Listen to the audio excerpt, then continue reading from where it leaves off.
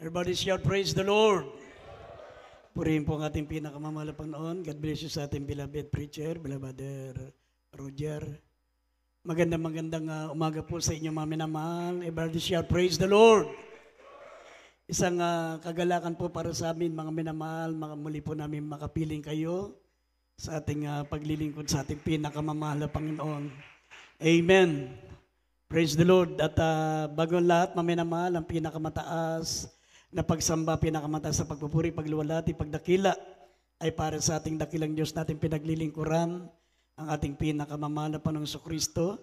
At nagbibigay po tayong dobling paggalang sa ating beloved and honorable pastor, beloved evangelist Wilde Estrada Almeida, the end-time prophet of our loving God, sa lahat ng mga beloved children, the Almeida family, at sa patuloy natin pag-alaala sa mga hindi malilimutang aral ng ating beloved assistant pastor Lina C. Almeida, sa lahat po ng mga kapatiran po natin na narito ngayon, mga minamahal.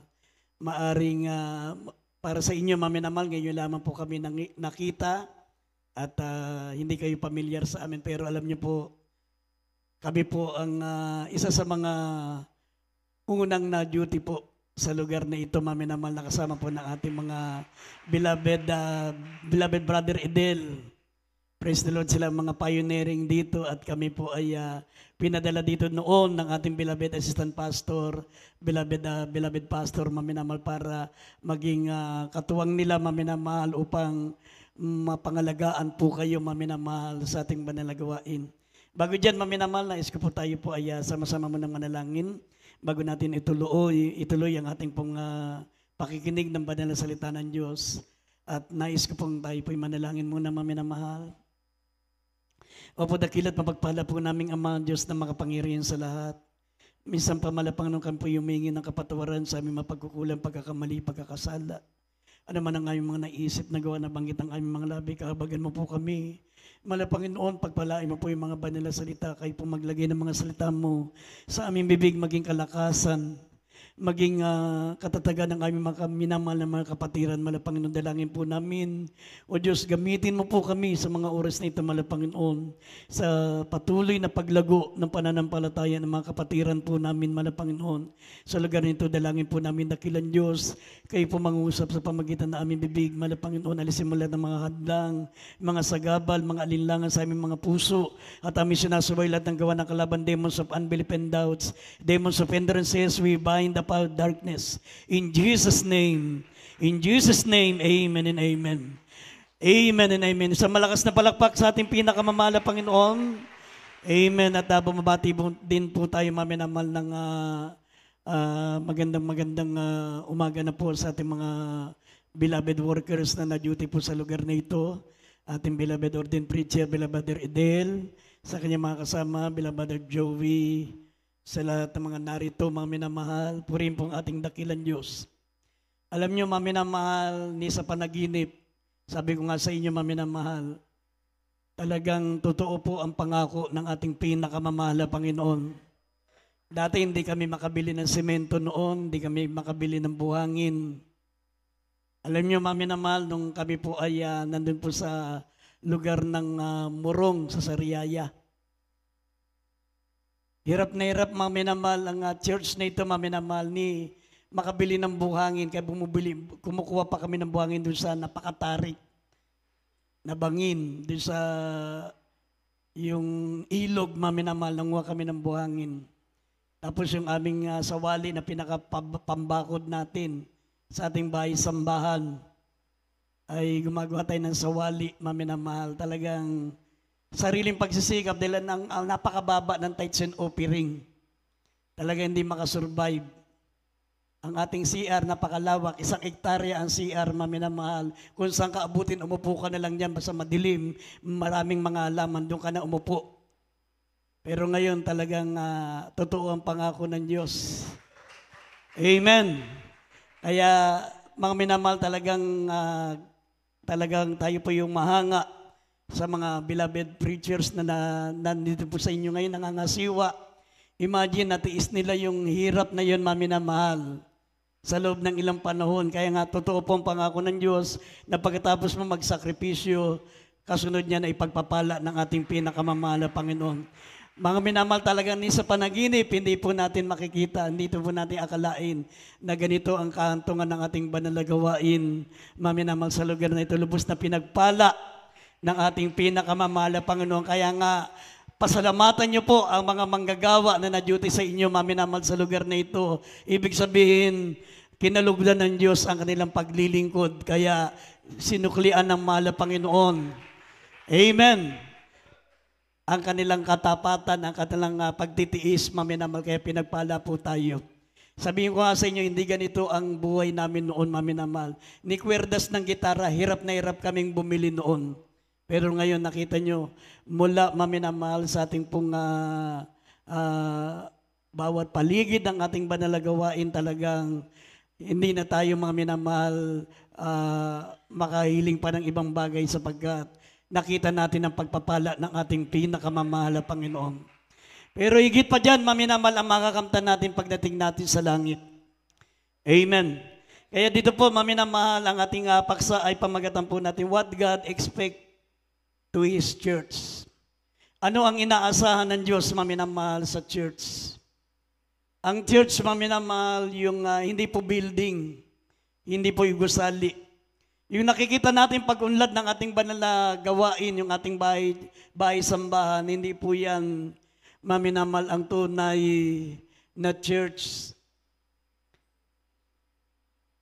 Ang tunay na iglesia, maminamahal, ay ang mga mananampalataya na naglilingkod sa ating mahal na Panginoon, the body of Christ. Amen? Kaya babasahin po natin ang Hebrews chapter 6, verse 1 up to 3, at sundan natin ang Efesos 5:27. Sinabi po rito, maminamahal, sabi rito, kayo tumigil na sa pagsasalita ng mga unang simulain ng aral ni Kristo, kundi magpatuloy na tayo sa kasakdalan na ating ilagay na muli sa kinasasaligan ng pagsisisi ng mga patay na gawa at pananampalataya sa Diyos. Kaya hindi buksan po natin Hebrews 6:1 up to 3. At mamaya mababasa natin Efesos 5:27. Basahin natin Hebrews 6:1 up to 3. Dito po sa sulat ni Pablo sa mga Hebreo, Kapitulo 6, mga talatang 1 hanggang 3.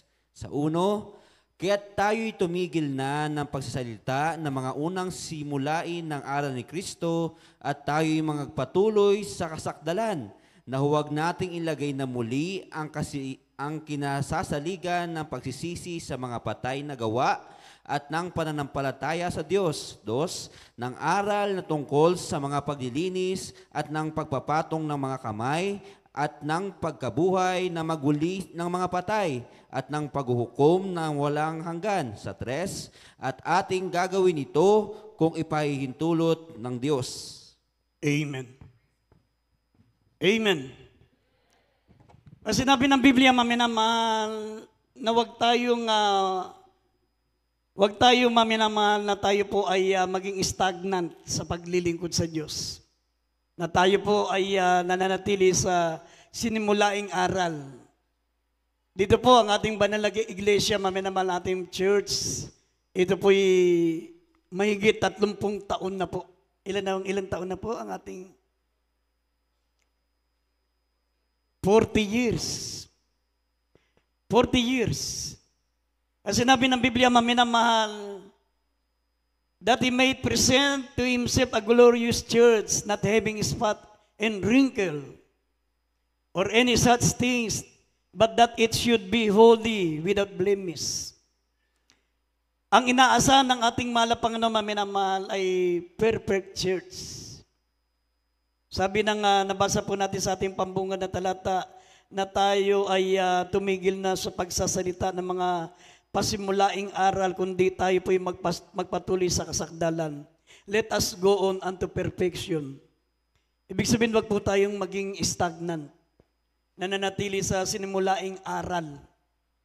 Kung ano yung mga napakinggan natin noon, ganun pa rin na napapakinggan natin ngayon, kundi sinabi ng Biblia, maminamahal, let us go on unto perfection.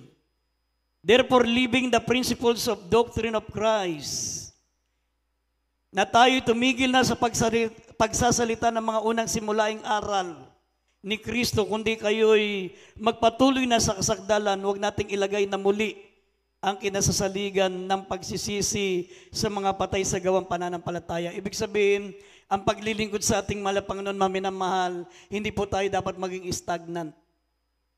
Let us go on unto perfection. Yung kasabihan, maminamahal, na nobody's perfect, hindi po totoo yan. Kung walang perpekto, walang papasok sa karya ng langit. Sabi ng Biblia, that He may present a glorious church without blemish, spotless, will be brought to heaven. Ang dadalhin sa iglesia, ang dadalhin ng Diyos na iglesia ay walang kulubot, walang kapintasan. At kung walang kulubot, walang kapintasan, ang tinutukoy yan, hindi po gusali. Kahit anong pagpapaganda ng ating bahay-sambahan, maminamahal, kahit ano pa, maminamahal, ang pagpaunlad ng ating pong banal na gawa, banal na church. Pero maminamahal, kung ang body of Christ ay nananatiling may dungis, may kapintasan, maminamahal, ito po yung nananatiling may mantsa at may kulubot. Sapagat ang tinutukoy po dito, maminamahal, ay ang mananampalataya ni Kristo, the body of Christ, ang church na tinutukoy. Kaya dito po ang the essential elements of perfection. Dapat malaman po natin the essential elements of perfection. Unang-una, sabi, maminamal, regarding the condition of others. Kung ano ang kalagayan mo ngayon, mga minamahal. May lumapit sa ating mahal na Panginoon, isang taong dayang rich man, napakayaman. Sabi na Mateo 19, talatang 21, lumapit ang isang mayaman, maminamal, sabi niya, anong gagawin ko upang magmana ng buhay na walang hanggan? Dayang rich man, nasa kanya na lahat. Sabi ng mahal na Panginoon, ibigin mo ang Panginoon ng buong puso mo, buong lakas mo, buong kaluluwa mo. At ibigin mo ang iyong kapwa gaya ng iyong sarili. Huwag kang papatay, huwag kang mangangalunya, huwag kang makikiapid, huwag kang magnanakaw. Gawin mo ang utos. Sabi niya, Panginoon, mula pagkabata, naganap ko na yan. Nasunod ko na yan. Pero alam ng mahal na Panginoon, maminamal na hindi niya nasunod sapagkat wala kang maitatago sa Diyos. Amen? At para subukin ng ating mahal na Panginoon na totoo yung sinasabi niya, para ipakita ng mahal na Panginoon na hindi totoo yung sinasabi niya, na mula pagkabata ay nasunod niya na yung utos. Sinabi ng ating mahal na Panginoon sa kanya, at sinabi sa kanya ni Jesus, kung ibig mong maging sakdal, humayo ka, ipagbili mo ang iyong tinatangkilik, ibigay mo sa mga duka at magkakaroon ka ng kayamanan sa langit at pumarito ka at sumunod sa akin. Ang binatang mayaman kung gaano kabilis ang paglapit sa mahal na Panginoon, ganun din kabilis ang kanyang pag-alis sa mahal na Panginoon. Sapagkat hindi niya kaya maminamal ipagbili ang kanyang ari-arian, ibigay sa mga duka at maglingkod na sa mahal na Panginoon sapagkat sabi ng Biblia, siya'y napakaraming kayamanan. Marami siyang kayamanan. Bakit ito yung ibinigay sa kanya, maminamahal, na tinatawag na testing?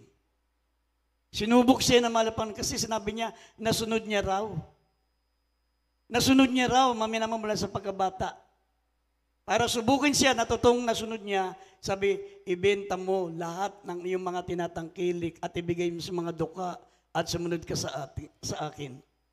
Kung gaano kabilis lumapit sa mahal na Panginoon ng binatang mayaman, ganoon din kabilis umalis sa harap ng mahal na Panginoon. Sapagkat sabi ng Biblia, sapagkat siya'y napakaraming pag-aari.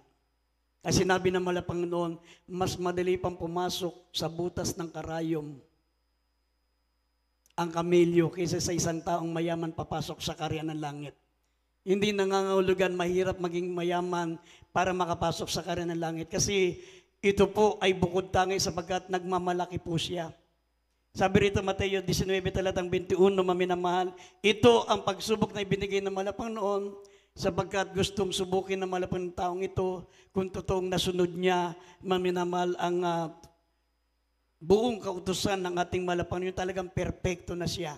Sabi rito, basahin po natin kindly, Mateo 19:21. Dito po sa aklat ng Mateo, Kapitulo 19, talatang 21. Sinabi sa kanya ni Jesus, kung ibig mong maging sakdal, humayo ka, Ipagbili mo ang tinatangkilik mo at ibigay mo sa mga dukha at magkakaroon ka ng kayamanan sa langit at pumarito ka, sumunod ka sa akin. Amen. Amen.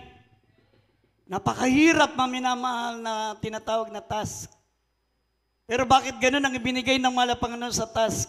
Na task dito sa mayamang ito? Kasi sabi niya, nasunod niya raw. Nasunod niya na raw ang buong utos mula ng kanyang pagkabata. Kaya gusto rin subukin na malapang kung talagang totoong sinasabi ng binatang ito. Kung totoong nasunod mo yan, magaang para sa iyo na ipagbili mo ang kayong ari-arian at ibigay sa mga duka at maglingkod sa ating malapang. Pero pinatunayan lang ng binatang ito, nagsisinungaling siya. Hindi niya talaga, mga minamahal, nasunod ang utos ng malapang, sapagkat kung totoong nasunod niya, madali para sa kanya, mga minamahal, ipagbili ang kanyang ari-arian. Kapag may pag-ibig ka sa kapwa, madaling ibenta mo ang lahat ng ari-arian para itulong sa mga nangangailangan, sapagkat sabi nga ng Biblia, ang pag-ibig ang mag-uudyok sa iyo upang magawa ang kalooban ng ating pinakamamahal na Panginoon. Amen.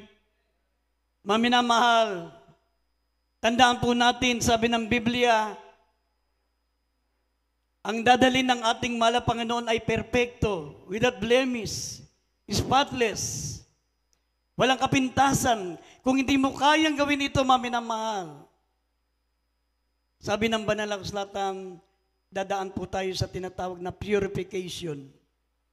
Ano yung tinatawag na purification bago tayo maging sakdal? Ang purification, maiwan ka sa rapture. Sabi ng Revelation chapter 3 verse 10, dadanas ka sa pagsubok na mangyayari sa sanlibutan. Yung greatest tribulation, maiwan ka sa rapture. Kapag ikaw ay hindi perfecto. Kaya nga, the first essential elements of perfection, sabi ng Biblia, maminamahal, ipakita mo, maminamahal, ang yung totoong pagmamalasakit sa kapwa. At pangalawa, sabi ng banal na kasulatan, how to treat our enemies. Paano mo ipakikita, paano mo tatratuin ang iyong kapwa. Sabi, how to treat our enemies and others. Sabi ng Mateo Kapitulo 5, talatang 43 hanggang 48, maminamal, marami mga tao, marami mga mananampalataya. Ganito po ang pagtrato nila sa kanilang kapwa. Yung mabuti sa kanila, pakikitaan nila ng mabuti. Yung bumabati sa kanila, yun lang ang kanilang mga binabati. Pero sabi ng Biblia, mga minamahal, ang mga sakdal na tao, sabi, mga minamahal, iniibig nila pati ang mga kaaway nila. Binabati nila pati ang mga taong hindi bumabati sa kanila. Pinapanalangin nila ang mga nagsisiusig sa kanila. Sabi, yan po ang paraan upang ikaw ay maging sakdal sa harapan ng Diyos, sapagkat sabi ng Biblia, magpakasakdal ka katulad ng ating Ama sa langit na sakdal. Amen. Sabi rito, Mateo 5:43 talatang hanggang 48, babasahin pa tayo Mateo 5:43 up to 48. Kaya hindi kayo. Pakibasa. Dito po sa Ebanghelyo ayon kay Mateo, Kapitulo 5, mga talatang 43 hanggang 48. 43, narinig ninyong sinabi, iibigin mo ang iyong kapwa at kapupuotan mo ang iyong kaaway. Datapwat sinasabi ko sa inyo, ibigin ninyo ang inyong mga kaaway at idalangin ninyo ang sa inyo'y nagsisiusig, upang kayo maging mga anak ng inyong Ama na nasa langit, sapagkat pinasisikat niya ang kanyang araw sa masama at sa mabubuti at nagpapaulan ng mga ganap at sa mga hindi ganap. Sapagkat kung kayo iibig sa nagsisiibig lamang sa inyo, ano ang ganti ng inyong kakamtin? Hindi ba gagayon din ang ginagawa ng mga maniningil ng buwis? At kung ang mga kapatid lamang ninyo ang inyong babatiin, ano ang kalabisan ng inyong mga ginagawa?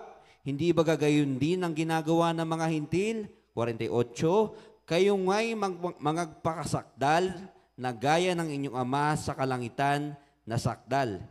Amen. Amen. Sabi ng banal na kasulatan, maminamahal, kung ang babatiin lamang natin ay mga bumabati sa atin, anong pagkakaiba natin sa mga publikano na mga makasalanan? Kung mga iibigin lamang natin sa atin, ang ibigin lang natin, maminamahal ang ating mga umiibig sa atin, ang ating mga kapatiran, maminamahal, anong pagkakaiba natin sa mga hindi mananampalataya? Sinabi rito, maminamahal, narinig nyo? Sabi, ibigin nyo ang inyong mga kaaway at idalangin nyo ang inyong mga nagsisiusig. Upang kayo maging anak ng Ama sa langit, sapagat pinasisikat niya ang araw sa masasama at sa mabubuti at nagpapaulang sa mga ganap at sa hindi ganap. Sapagat kung iibigin nyo lamang ang mga nagsisibig sa inyo, anong ganti ang kakamtin nyo? Hindi ba gagayon din ang ginagawa ng mga maniningil ng buwis? Kung ang mga kapatid lamang nyo ang inyong babatiin, anong kalabisan ang inyong ginagawa? Gayon din naman ang ginagawa ng mga hintil. Ang paraan upang tayo maging sakdal, sabi ng Biblia, ipanalangin nyo ang mga nagsisiusig sa inyo. Ibigin natin ang mga napupuot sa atin. Gawan natin ng mabuti, mga minamahal, ang mga taong gumagawa ng masama sa atin. Sabi ng Roma, Kapitulo 12, talatang 17 hanggang 21, mga minamahal, pag ginagawa mo yun, mga minamahal, hindi po kalugian para sa iyo. Nagiging sakdal ang mga tunay na mga anak ng Diyos kapag ganun ang ginaganti nila sa mga taong gumagawa sa kanila ng masama. Ngunit, sabi ng Biblia, sa mga taong masasama na ginagantilan nila ng pag-ibig, ginagantilan nila ng pagpapatawad, sabi, ay bunton ng apoy naman ang kanilang iginagatong. Ibig sabihin, nadadagdagan yung kanilang apoy sa langit ay sa impyerno kapag tayo po, maminamahal, ay gumagawa ng mabuti sa mga taong gumagawa ng masama sa atin. Pero tayo, nagiging perpekto tayo sa harapan ng malapanon. Sabi ng Roma 12, 17 hanggang 21. Basahin po natin. Dito po sa Aklat ng mga taga-Roma, Kapitulo 12, talatang 27 hanggang 21. Huwag kayong mangagbayad sa kaninuman ng masama sa masama. Isipin niyo ang mga bagay na kapuri-puri sa harapan ng lahat ng mga tao. Kung maaari ayon sa inyong makakaya, ay magkaroon kayo ng kapayapaan sa lahat ng mga tao. Huwag kayong mga higantihan, mga iniibig, kundi bigyan ninyong daan ang galit ng Diyos. Sapagkat nasusulat, akin ang paghihiganti. Ako ang gaganti, sabi ng Panginoon. Kaya't kung ang iyong kaaway ay magutom, pakanin mo. Kung siya'y nauuhaw, painumin mo. Sapagkat sa paggawa mo ng gayon, ay mga baga ng apoy ang binubunton mo sa kanyang ulo. 21. Huwag kang padaig sa masama, kundi bagkus daigin mo ng mabuti ang masama. Amen. Palakpakan natin ang ating pinakamamahal na Panginoon. Everybody shout, praise the Lord. Yan po, maminamahal, ang isa sa mga essential elements of perfection. How to treat our enemies. Our enemies. How to treat others. Paano natin sila tratatuin. Talagang napakahirap para sa atin, maminamahal. Yan po ang pinakamahirap na utos ng ating pinakamamahal na Panginoon. Pero kung gusto mo maging sakdal, maminamahal, walang mahirap kung gusto mo pumasok sa kaharian ng langit. Amen? Kasi hindi naman yung kaaway mo ang nagbe-benefits. Ang nagbe-benefits nito, ikaw mismo. Sapagkat kapag ginagawa mo ito, ikaw ay nagiging payapa, ikaw ay nagiging wala pong mga alalahanin, maminamahal, kundi sinabi ng Biblia, idinadagdag mo pa yung bunton ng apoy sa kanya sa impyerno. Amen? Mahirap para sa iyo, pero kapag ikaw ay anak ng Diyos, walang mahirap sa mga tunay na anak ng Diyos. Dahil ito ang tunay na essential elements of perfection, gawin mo para maging karapat-dapat tayo sa kaharian ng langit. Amen?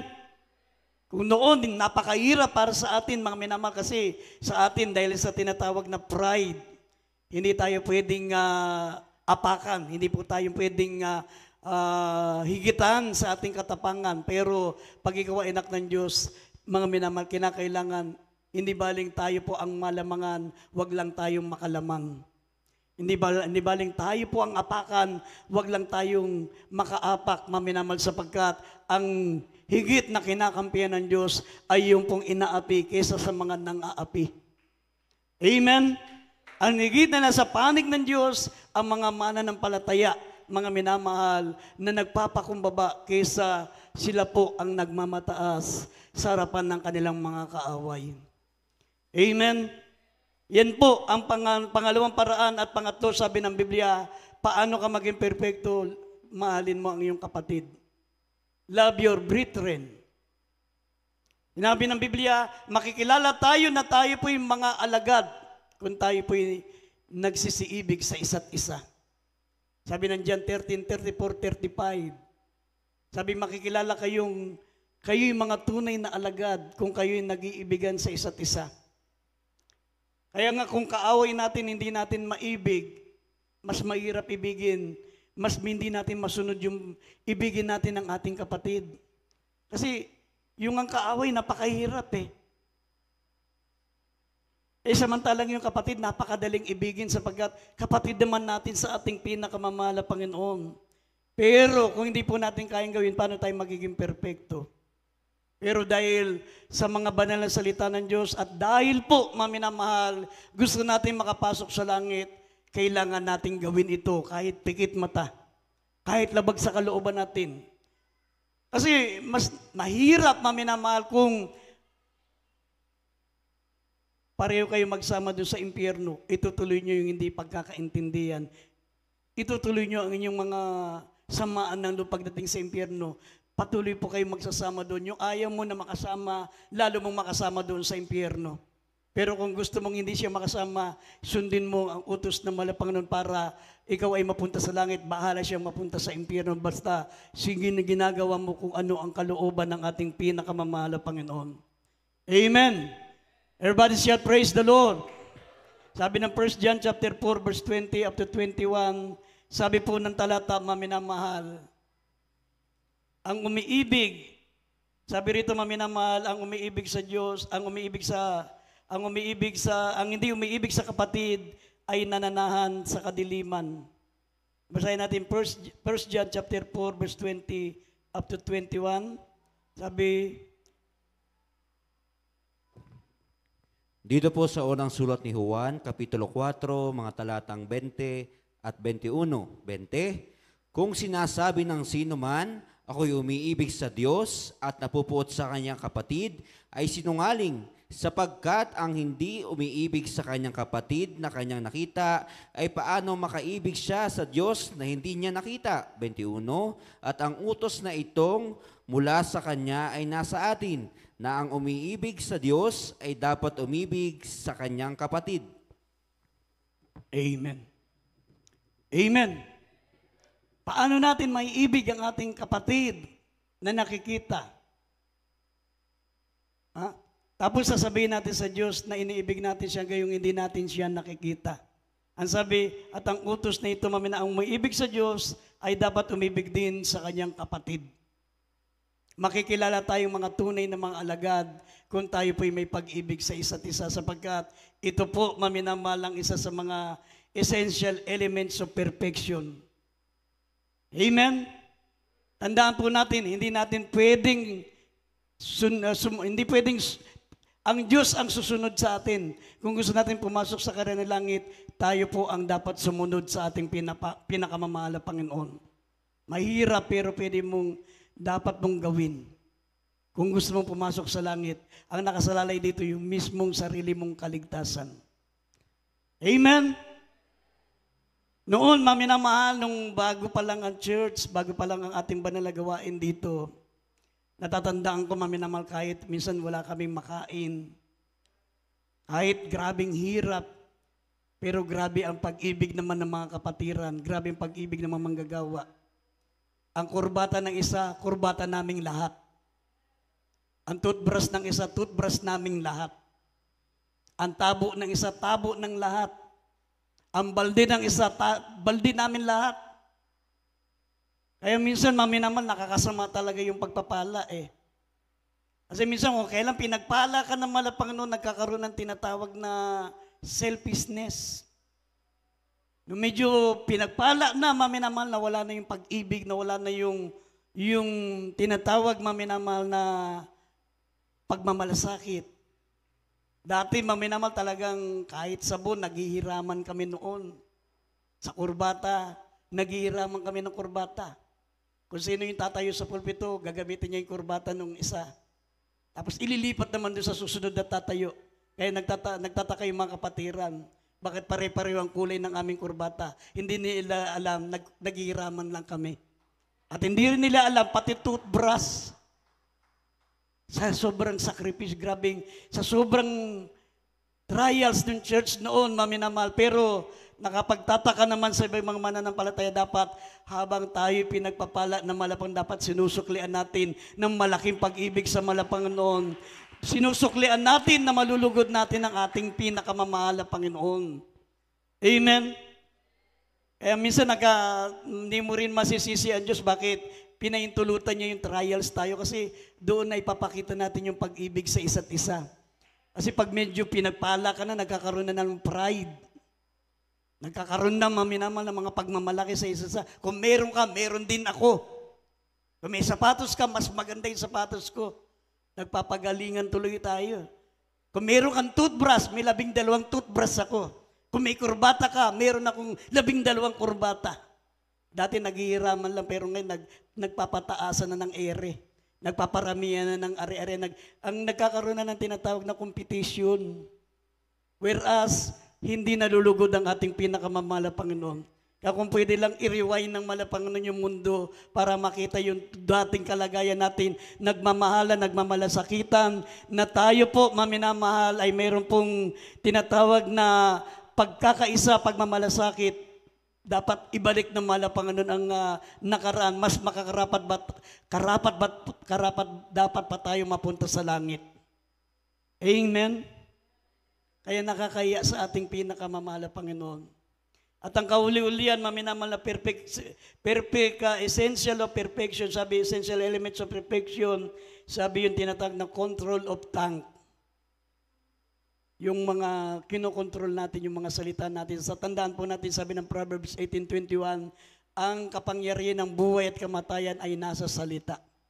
Sabi ng James chapter 3 verse 2, basahin po natin. At Mateo 12:36 talatang 37, basahin po natin. Ito po ay essential of perfection, yung ating mga sinasabi. Sabi, magiging sakdal ka sa pamagitan ng mga salita. Basahin po natin. Kaya hindi pakibasa. James 3:2, tsaka Mateo 12:36 hanggang 37. Dito po sa sulat ni Santiago, Kapitulo 3, ang talata ay 2. Sapagkat sa maraming mga bagay, tayong lahat ay nangatitisod. Kung ang sino man ay hindi natitisod sa salita, ay isang taong sakdal lang gayon. May kaya rin namang makapigil ng buong katawan. Mateo. Dito po sa Aklat ng Mateo, Kapitulo 12, talatang 36 hanggang 37. At sinabi ko sa inyo na ang bawat salitang walang kabuluhang sabihin ng mga tao ay pagsusulit niya sa araw ng paghuhukom. 37. Sapagkat sa iyong mga salita, ikaw ay magiging banal, at sa iyong mga salita ay hahatulan ka. Amen. Amen. Isa po sa elements of perfection, maminamal, control of tongue. Yung mga lumalabas sa bibig natin, sabi ng Banal na Kasulatan, nabasa po natin sa James chapter 3 verse 2, maraming bagay na tayong lahat ay natitisod, ngunit sino mang hindi natitisod sa salita ay isang taong sakdal ang gayon. At kaya rin naman makapagpigil ng buong katawan. Ibig sabihin, kung kaya mong pigilin ang mga sinasabi mo, dapat bago ka magsalita, maminamal, isipin mo ano ang maidudulot ng mga sasabihin mo. Yan ba'y makasakit ng damdamin, wag mo nang sabihin. Kasi maminamal, mas maganda pang pag manakit ka, nagkaroon siya ng latay, gagaling yan. Pero yung binuka ng bibig mo, yan po, maminamal, pag binuksan ng bibig mo yan, habang buhay, habang natatandaan niya yung binanggit mong masama, hindi yan maalis sa isipan niya.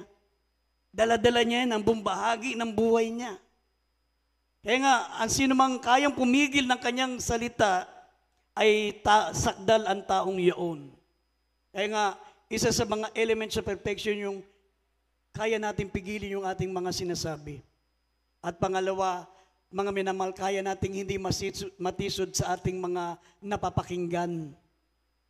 Amen? Sabi ng Biblia, ang dila ay katulad po ng isang maliit, mga minamahal, na timon na kayang dalhin ang isang buong napakalaking barko.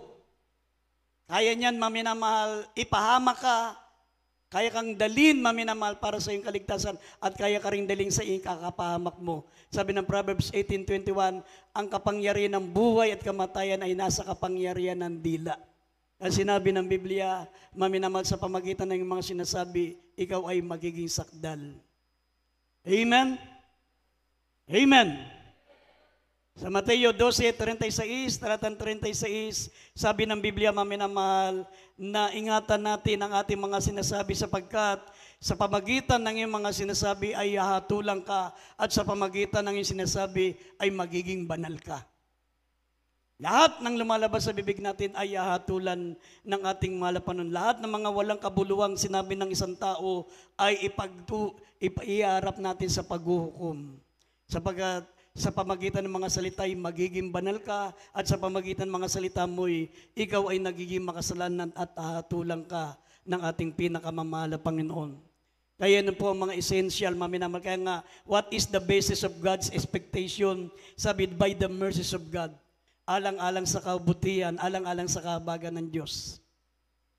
Tayo kinakailangan sikapin natin magiging perfecto, maminamahal, alang-alang sa kabutihan ng Diyos.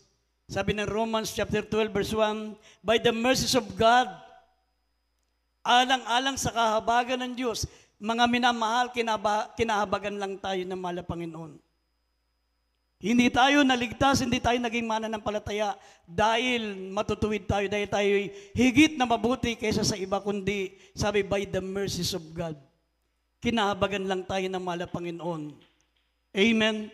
Nakasumpong lang tayo ng biyaya, mga minamahal, sa paningin ng ating pinakamamahal na Panginoon. Kaya wag natin sabi ng Biblia, mga minamahal, sa Philippians chapter 2, verse 3 and 4, wag nating ipalagay na mas mabuti tayo kaysa sa iba. Kundi ipalagay natin palagi na mas mabuti ang iba kaysa sa atin. Kasi kinahabagan lang tayo ng ating mahal na Panginoon. Ano man ang mga biyaya, ano man ang mga pagpapalang tinanggap natin, ito po'y by the mercies of God. Kung higit tayong mas mabuti kaysa sa iba, kung higit tayo maminamal na karapat-dapat kaysa sa iba, sabi, by the mercies of God. Kung tayo po'y nakasusunod, maminamal kaysa sa iba, ito po'y by the mercies of God. Hindi natin dapat ipalagay.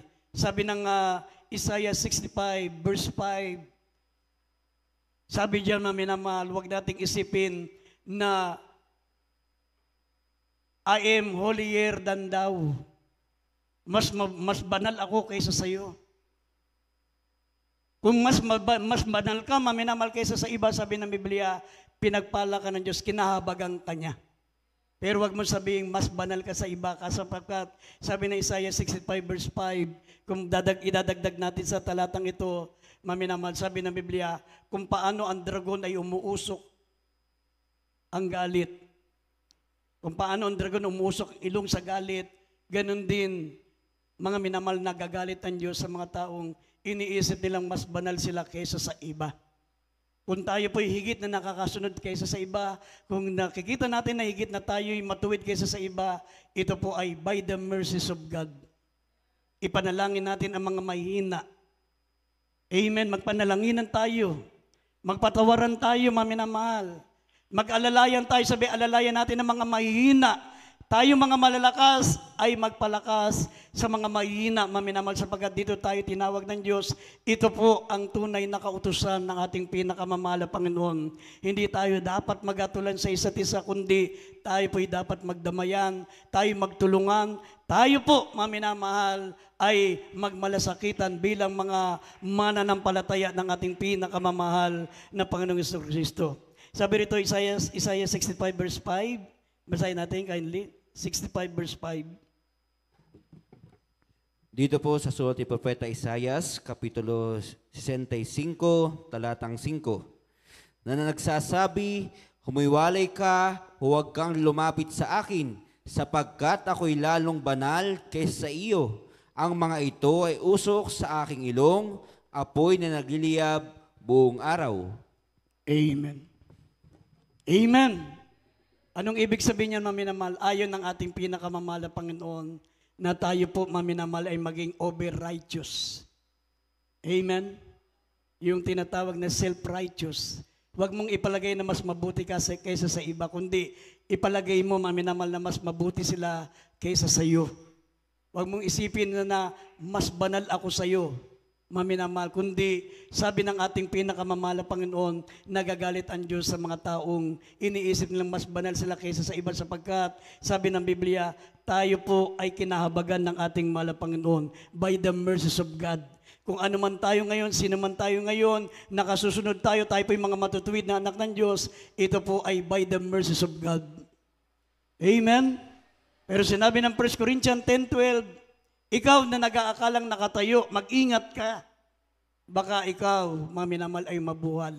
Kakailangan natin magpanalanginan, lalo na malapit nang bumalik ang ating pinakamamahal na Panginoon. Sinabi ng banal na kasulatan, maminamahal, ang dadali ng Diyos sa langit ay mga perpekto, mga walang dungis. Paano tayo magiging walang dungis, walang kapintasan sa harapan ng ating mahal na Panginoon?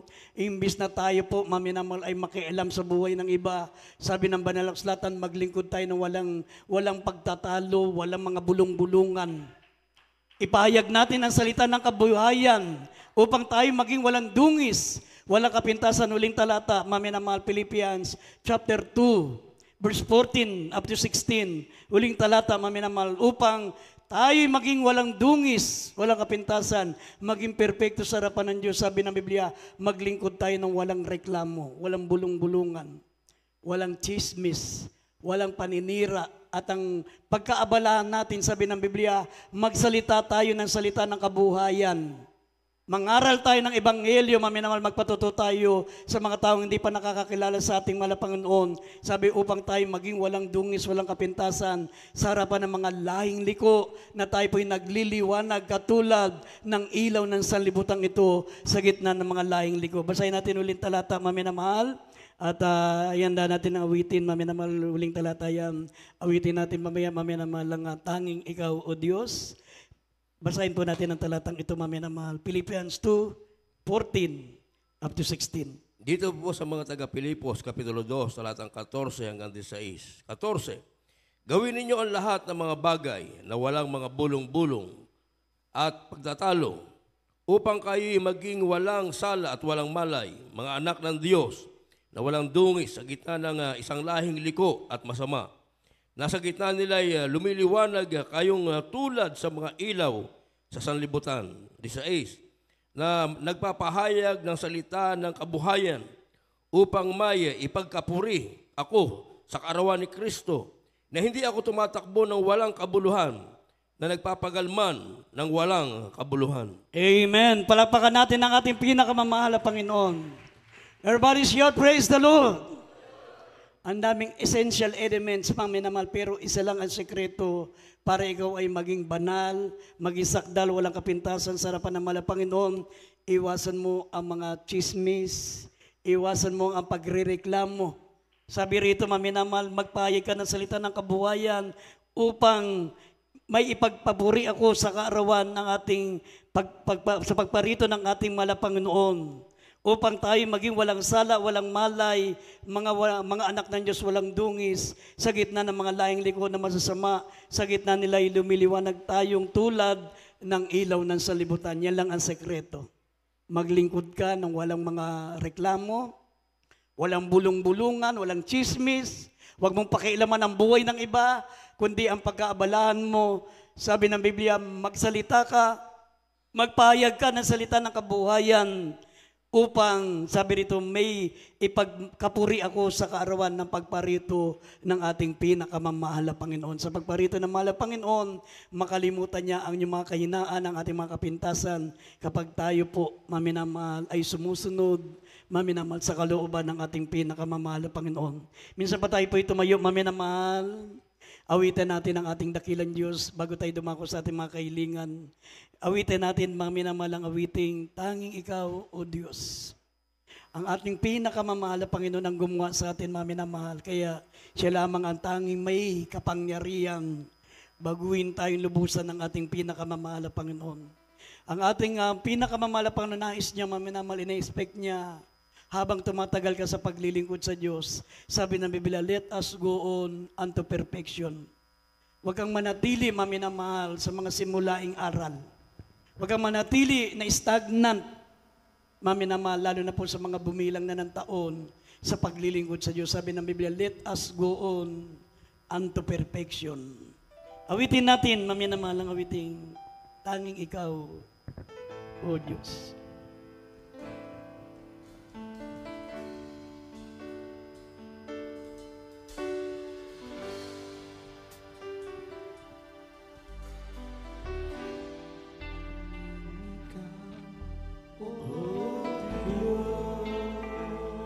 Umawit po tayo mga minamahal. Tanging ikaw lamang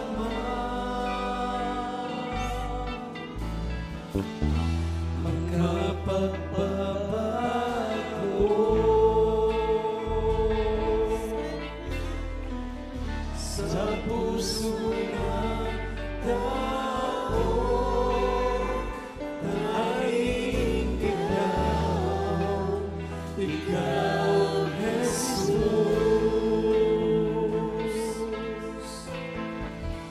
ang iyong habag ay lubos,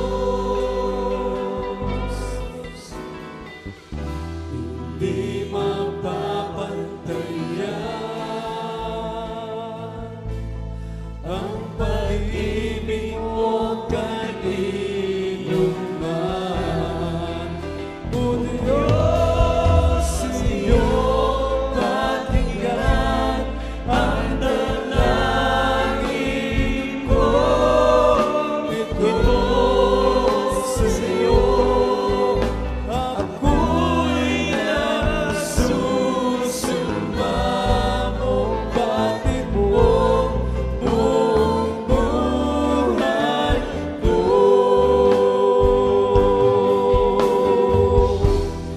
Di ba't ako'y mahal mo? Di mo kailanman hayaan ako'y malayo sa iyo, pagkat mahal mo ako. Sa oras na ako ay lumilimot sa iyo,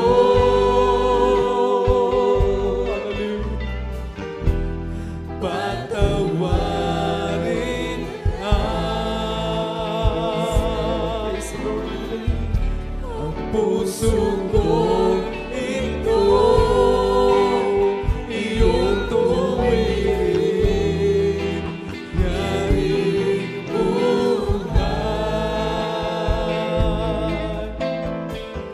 maging tapat sa iyo. Ako'y gamitin mo, liwanag sa mundong ito. O Diyos, sa iyong patingan ang dalangin ko. Ito sa iyo, ako'y nagsusumamo.